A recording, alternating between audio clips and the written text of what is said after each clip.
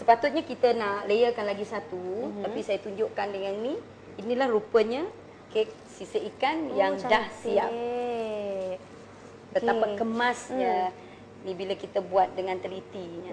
Jadi kalau kita dah dapat layer macam ni, apa yang perlu kita buat, Puan? Kita harus tekankan dulu macam inilah untuk menjadikan dia rapat dan cantik. So, kita tekan-tekan. Ya, lagi satu layer. Dan kemudian baru kita tambahkan lagi satu layer. Yes, dua layer, memerlukan dua layer. Inilah hasil.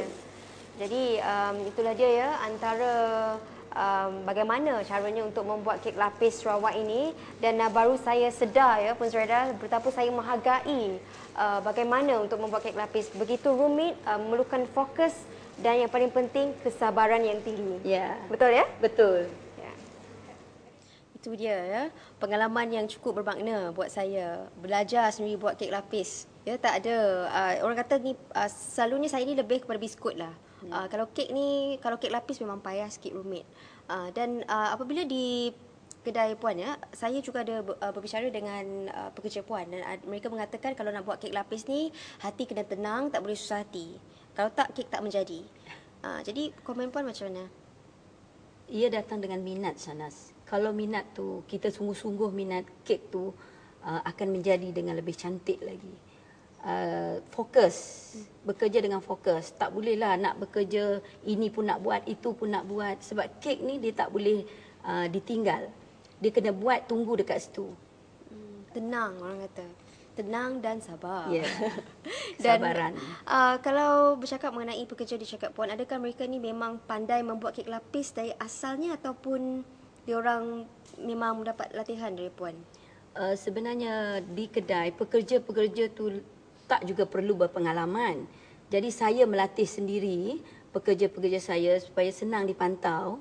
Jadi nanti bila keluar produk tu, dia ada jadi berkualiti. Tak semestinya berpengalaman. Jika minat, rajin, insya-Allah. Kalau tak rajin, sorry, tak boleh, harap maaf.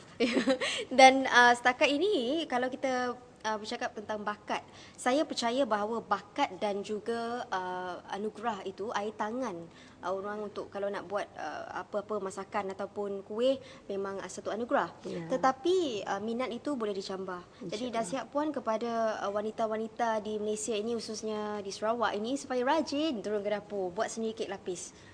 Nasihat saya kepada yang wanita di luar sana, jangan takut mencebur diri dalam bidang kek lapis Sarawak sebab dia boleh mendatangkan hasil kita untuk menambah pendapatan keluarga kita, insya-Allah. InsyaAllah. Dan untuk Encik Alia sendiri, ada tak sebarang cadangan ataupun setakat ini ada kekangan ke dalam sendiri menghasilkan perniagaan kek lapis ini? Okey, untuk menembusi, cerita pasal menembusi tadi, untuk menembusi pasaran antarabangsa, ia mengambil masa sikit kerana kek lapis Sarawak ni, Shahnaz, adalah seni yang tinggi. Dia bukannya dibuat secara otomasi. Maknanya seorang tu mengambil masa macam tadi 4 minit ataupun setengah hari untuk menyiapkan satu kek lapis, satu loyang kek lapis tu. Dia seni yang tinggi.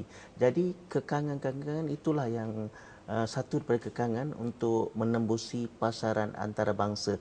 Maknanya kalau orang kalau pelanggan order satu kontainer, tempah satu kontainer, untuk menyiapkan satu kontainer tu mengambil masa yang panjang. So kerana ianya seni yang tinggi. Itu yang maknanya kita untuk menembusi pasaran antarabangsa, kita kena mengajikan pekerja-pekerja yang ramai. Baru kita dapat menembusi pasaran antarabangsa. Dan kalau bagi mereka yang berminat untuk membeli kek lapis dan Dewan ini, di mana mereka boleh mendapatkannya? Kek lapis Dewan ini boleh didapati di sales outlet kita, outlet jualan kita di Jalan Satok Kuching dan juga di restoran kami di Diwani Kitchen di Plaza Astana Kuching, dan kami juga ada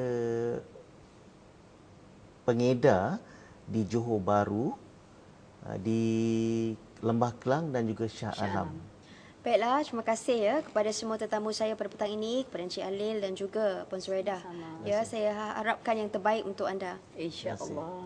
Baiklah ya, itu saja pengisian kita dalam Kupu Kopi pada petang ini. Cita Rasa Miri 2009 dan Kek Lapis Sarawak. Dan saya percaya Kek Lapis Sarawak akan berjaya dikomersialkan di seluruh dunia pada suatu hari nanti. Baiklah, sekian saja daripada saya, Syarna Sabri, Secawan Kopi, Satu Inspirasi. Assalamualaikum.